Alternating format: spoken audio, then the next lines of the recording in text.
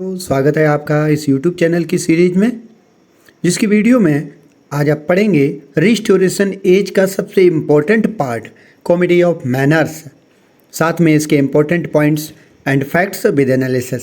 So let us start. Comedy of manners is a genre of English drama that was popular in the late 17th and early 18th centuries. It is a type of satirical comedy that focuses on the manners, social conventions, and behavior of the upper classes. Comedy of manners comedy करने वाली जो अंग्रेजी नाटक की एक शैली है जो 17वीं सदी के अंत में और 18वीं सदी की शुरुआत में लोकप्रिय हुई थी। यह एक प्रकार की व्यंग्यात्मक यानी सैटारिकल कॉमेडी है जो उच्च वर्ग के शिष्टाचार, सामाजिक परंपराओं और व्यवहार पर केंद्रित है। This play means the plays typically feature witty dialogue, intricate plots, and a satirical treatment of the follies and foibles of high society. नाटकों में आमतौर पर मजाकिया संवाद, जटिल कथानक और उच्च समाज की मूर्खताओं और कमजोरियों का व्यंग्यपूर्ण उपचार होता है। Means follies and foibles of the high caste या high society people. The term comedy of manners comes from the French phrase comédie de mœurs, which means comedy of manners or morals. Comedy of manners शब्द फ्रांसीसी वाक्यांश comedy day मोयर्स से आया है, जिसका अर्थ है शिष्टाचार या नैतिकता की comedy. The genre emerged during the Restoration period in England when Charles II was restored to the throne after the Puritan Commonwealth. The genre means ये जो शैली है या जो विधा है वो इंग्लैंड में बहाली अवधि के दौरान उभरी थी। मीन्स रिस्टोरेशन पीरियड के दौरान उभर करके सामने आई जब प्यूरिटन कॉमनवेल्थ के बाद चार्ल्स सेकंड को सिंहासन पर दोबारा बैठाला गया था। चार्ल्स सेकंड मीन्स ये चार्ल्स फर्स्ट के पुत्र थे। चार्ल्स फर्स्ट को जनता ने मार दिया था 1649 में, और फिर 1649 के बाद 1660 में जब चार्ल्स सेकंड को गद्दी पर बैठाया गया, राजा बने, तो उस समय के दौरान को मीन्स टाइम होता है restoration period. The restoration brought with it a new era of frivolity and pleasure seeking as well as a renewed interest in the theatre. यह आनंद खोज का एक नया युग लेकर के आई, साथ ही थिएटर में नई रुचि पैदा भी की गई। Comedy of manners plays typically take place in fashionable settings such as London, drawing rooms, country estate and coffee houses. Comedy of manners नाटक आमतौर पर लंदन के ड्राइंग रूम, कंट्री स्टेट और कॉफ़ी हाउस जैसी फैशनेबल सेटिंग्स में आते हैं। They feature characters who are sophisticated, witty and fashionable and who are preoccupied with social status, wealth and romantic conquests. कंकेस्ट means विजेता। तो बताया गया है कि इनमें ऐसे पात्र हैं जो परिष्कृत, मजाकिया और फैशनेबल हैं और जो सामाजिक स्थिति, धन और रोमांटिक विजय से ग्रस्त होते हैं। The plots of the plays often involve romantic intrigues, mistaken identities and clever schemes to gain advantage over rivals. नाटकों के कथानक में अक्सर रोमांटिक साजिशें, गलत पहचान और प्रतिद्वंदियों पर लाभ पाने के लिए चतुर योजनाएं भी शामिल होती हैं। One of the most famous playwrights of the comedy of manners genre was William Congreve, whose plays The Way of the World, Love for Love are considered classics of the genre.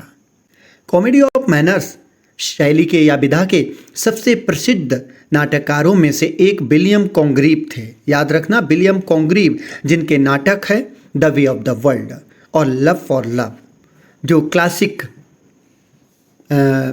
Restoration drama या comedy of manners के रूप में जाना जाता है। Classics of The several playwrights of the genre include George Etheridge, William Byron Shirley and John Vanbrugh। ये भी शामिल है।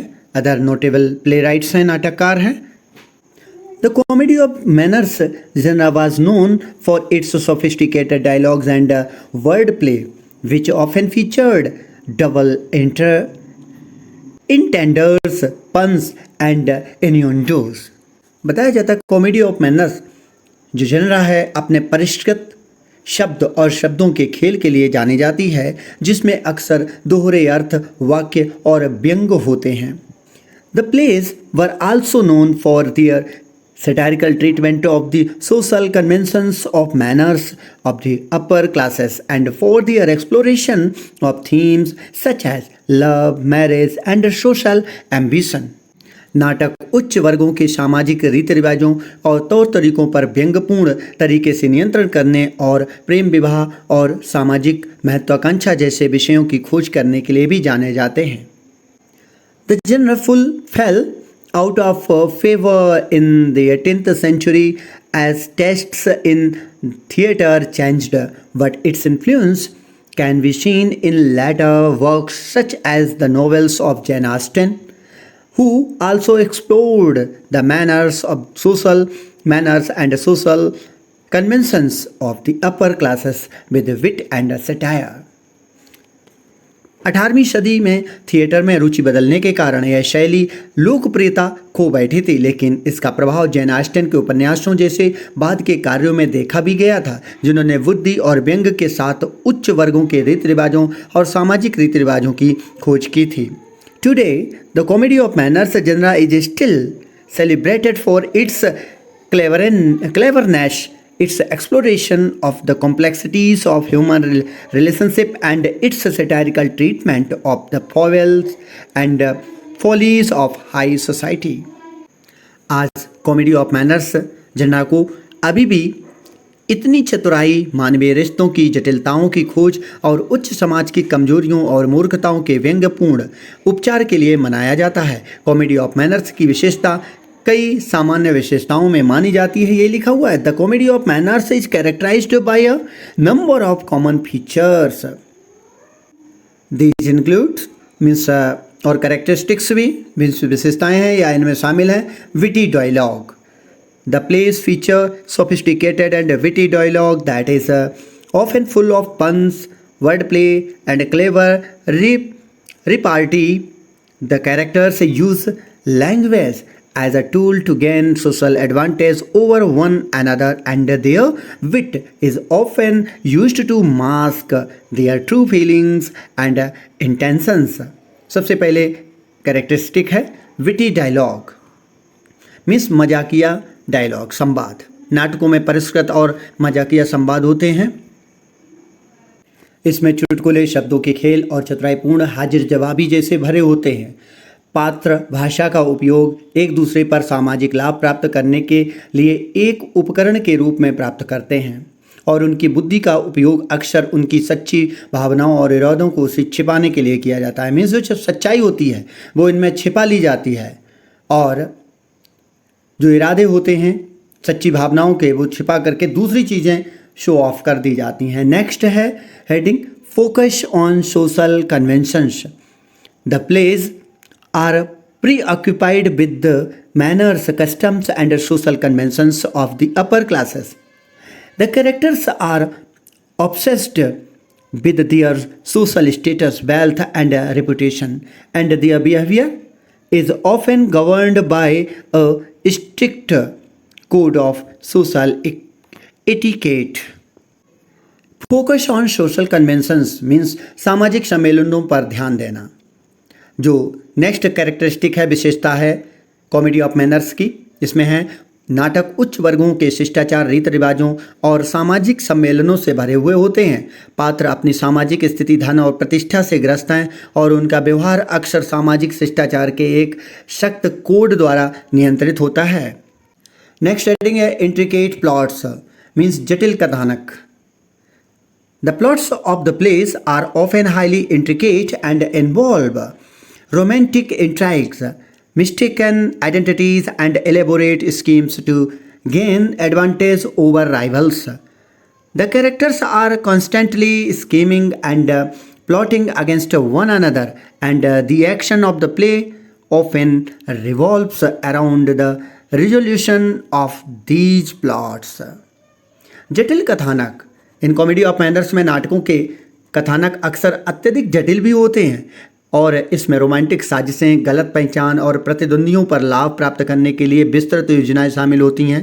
पात्र लगातार एक दूसरे के खिलाफ षड्यंत्र रचते हैं, एक दूसरे के खिलाफ साजिश रचते हैं और नाटक की कार्रवाई अक्सर इन कथानकों के समाधान के इर्द गिर्द घूमती रहती है। नेक्स्ट आपका है satirical treatment of upper class. The plays are known for their satirical treatment of upper classes and for their exploration of the foibles and follies of high society. The characters in the plays are often motivated by a desire for romantic fulfillment or social advancement, and the plays explore the complex interplay of love, desire and ambition. Means satirical treatment of upper class means हो जाएगा उच्च वर्ग का व्यंग्यात्मक उपचार। नाटक उच्च वर्गों के व्यंग्यात्मक उपचार और उच्च समाज की कमजोरियों और मूर्खताओं की खोज के लिए जाने जाते हैं। पात्रों को अक्सर उथले, व्यर्थ और पाखंडी के रूप में चित्रित किया जाता है और नाटक उनके व्यवहार की बेतुकी बातों को उजागर करने के लिए डिजाइन किए गए हैं। उच्च वर्गों के शिष्टाचार और सामाजिक परंपराओं पर इसका ध्यान केंद्रित होता है। कॉमेडी ऑफ मैनर्स जो जनरल लिखा गया है वो प्रेम, विवाह और मानवीय संबंधों जैसे सार्वभौमिक विषयों की खोज के लिए भी जानी जाती है। नाटकों के पात्र अक्सर रोमांटिक पूर्ति या सामाजिक उन्नति की इच्छा से प्रेरित होते हैं। अंग्रेजी नाटक के इतिहास में यह महत्वपूर्ण ऐसी विधा बनी है और इसका प्रभाव जेन ऑस्टिन से लेकर के कई नाटककारों और उपन्यासकारों ने अपनी राइटिंग में शामिल किया है।